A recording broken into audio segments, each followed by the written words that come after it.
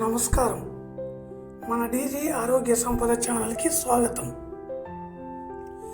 ఈ రోజుల్లో మనల్ని ప్రధానంగా వేధిస్తున్నటువంటి ప్రధాన సమస్య గ్యాస్, ఎసిడిటీ మరియు కడుపుబ్బరం మొదటి వరుసలోనే ఉన్నాయి. మనం తినే ఆహారం సరిగ్గా అరగకపోయినా లేదా వేళ తప్పి భోజనం చేసినా ఈ ఇబ్బందులు తప్పవు. వీటికి పరిష్కారం మన వంటింట్లోనే ఉంది. అదే వాము మరియు జీలకర్ర. ఈరోజు ఈ వీడియోలో వీటి వల్ల కలిగే అద్భుతమైన ప్రయోజనాలు, వీటితో కషాయం ఎలా తయారు చేయాలో వివరంగా తెలుసుకుందాం. ముందుగా జీలకర్ర గురించి మాట్లాడుకుందాం.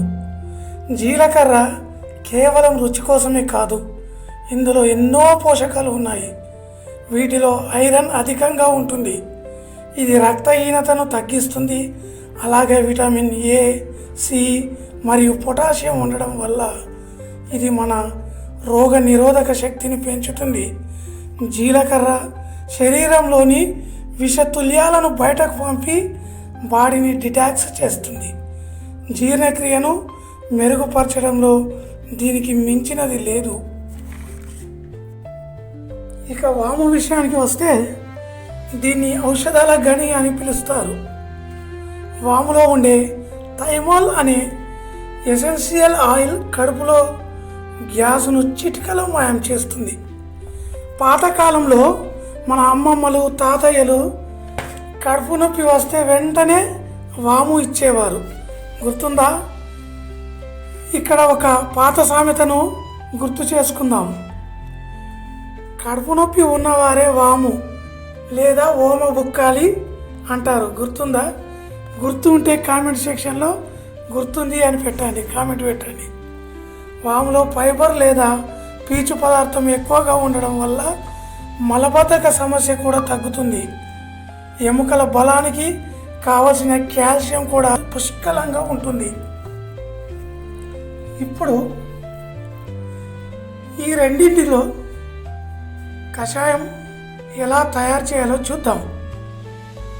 ముందుగా స్టవ్ వెలిగించండి. మంటను తక్కువగా ఉంచండి. ఒక పాత్రలో ఒక గ్లాస్ నీటిని తీసుకొని స్టవ్ మీద పెట్టండి. ఇప్పుడు అర స్పూన్ జీలకర్ర, అర టీ స్పూన్ వాము, దాన్నే ఓమ అని కూడా అంటారు, ఆ నీటిలో వేయండి.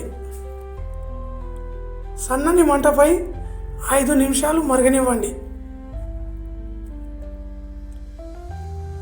గ్లాసు నీరు అర గ్లాస్ అవ్వాలి. నీటి రంగు మారాలి. అప్పుడే వాటిలో ఉన్నటువంటి పోషకాలన్నీ నీటిలోనికి చేరుతాయి. మంచి సువాసన వస్తుంది. ఇప్పుడు స్టవ్ ఆఫ్ చేసి ఒక ఫిల్టర్ ద్వారా వడకట్టుకొని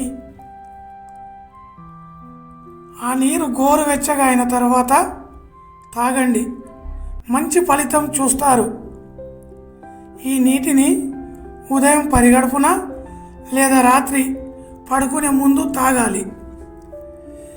ఇలాంటి మరిన్ని ఆరోగ్య చిట్కాల కోసం ఇప్పుడే మన డీజీ ఆరోగ్య సంపద ఛానల్ని సబ్స్క్రైబ్ చేసుకోండి. లైక్ చేయండి, కామెంట్ చేయండి, షేర్ చేయండి. ధన్యవాదములు.